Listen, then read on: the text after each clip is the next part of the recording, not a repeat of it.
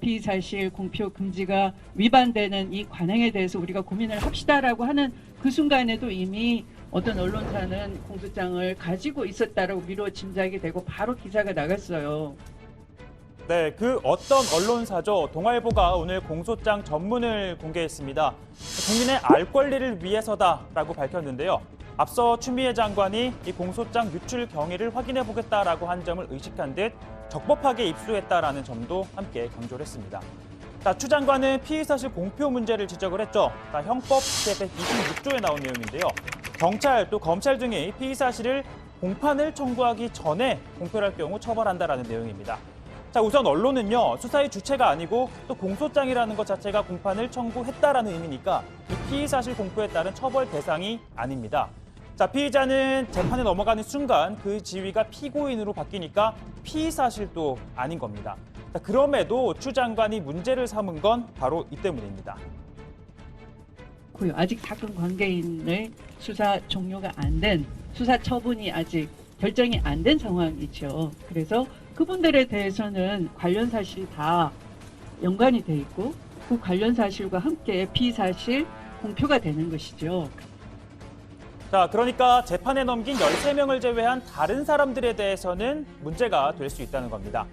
대표적인 인물이 검찰 조사를 받았지만 아직 신병 처리 방향이 정해지지 않은 이광철 청와대 민정비서관 그리고 임종석 전 대통령 비서실장인데요. 두 사람 다 공소장에 이름이 등장하기는 합니다. 특히 임 전 실장, 한병도 전 정무수석의 공직선거법 위반 혐의에서 몇 차례 나오는데요.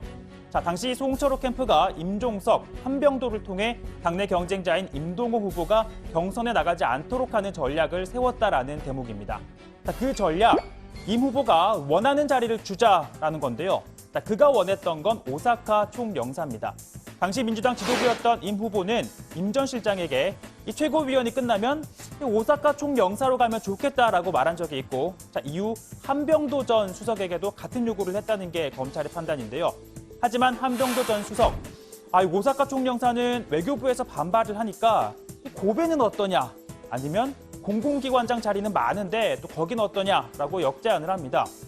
그럼에도 임 후보가 이 출마의 뜻을 굽히지 않자 그렇다면 이 공기업 사장 등 자리 4개가 있는데 이 중 하나를 택하는 건 또 어떠냐라고 재차 제안한 것으로 되어 있습니다. 송철호 후보가 단독 공천을 받게 만들기 위해서 경선에 나오지 못하도록 회유한 것이다라는 게 검찰의 판단인 겁니다. 이렇게 법무부가 공개하지 않은 공소장 전문이 언론을 통해 공개된 것과 관련해 민주당 지도부 공개적인 구체적인 언급은 삼갔는데요.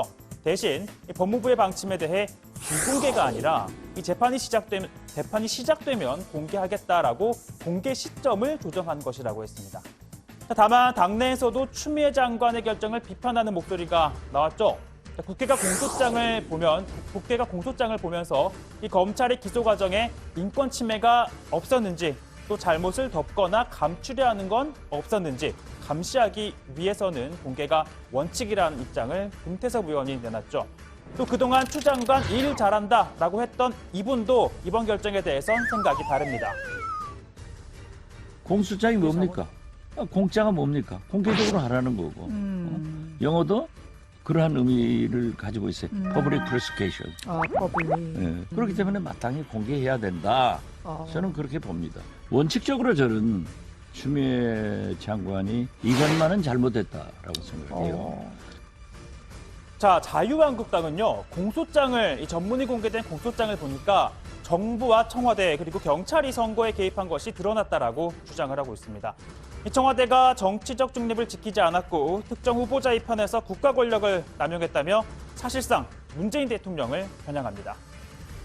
송철호를 당선시키기 위해서 국가 공권력을 총체적으로 동원한 한판의 사기극이라고 볼 것입니다. 이명호 총괄 지휘자는 누구일지, 또 이 수사, 이 선거 과정에 개입한 사람의 최종 지시자가 누구일지는 자명하게 드러납니다.